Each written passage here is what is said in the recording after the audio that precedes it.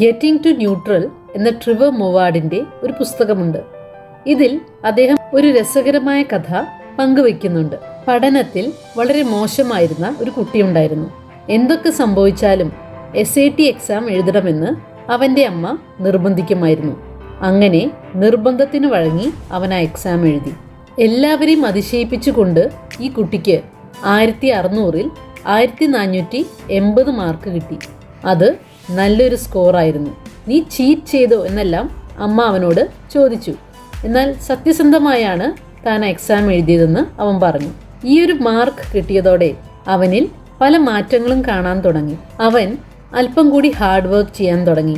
സ്കൂളിൽ കൂടുതൽ മികച്ച മാർക്കുകൾ ലഭിക്കാൻ തുടങ്ങി. അങ്ങനെ അവൻ കോളേജിലും പോയി. അങ്ങനെ അവന് വേണ്ടി തന്നെ നല്ലൊരു ജീവിതം അവനുണ്ടാക്കി. കുറേ വർഷങ്ങൾക്ക് ശേഷം SAT ഓർഗനൈസേഴ്സിൽ നിന്നും അവനൊരു കോൾ വന്നു. ആ ഒരു വർഷം അവർ അബദ്ധത്തിൽ 13 തെറ്റുത്തരങ്ങളാണ് പുറത്തുവിട്ടത്. അതുകൊണ്ട് അവൻ്റെ ശരിയായ മാർക്ക് 740 മറ്റോ ആയിരുന്നു.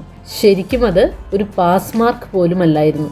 എന്നാൽ 1480 മാർക്കാണ് അവൻ്റെ ജീവിതത്തിൽ മാറ്റങ്ങൾക്ക് തുടക്കമായത്. എന്നാൽ മൊവാർഡ് പറയുന്നു, ഈ 1480 മാർക്കല്ല അവൻ്റെ ജീവിതത്തെ മാറ്റിയത്, മറിച്ച് ഈ മാർക്ക് കിട്ടിയെന്ന രീതിയിൽ പെരുമാറിയതാണ്. അതുകൊണ്ട് ജീവിതത്തിൽ വിജയിക്കണമെങ്കിൽ act like the person you want to B.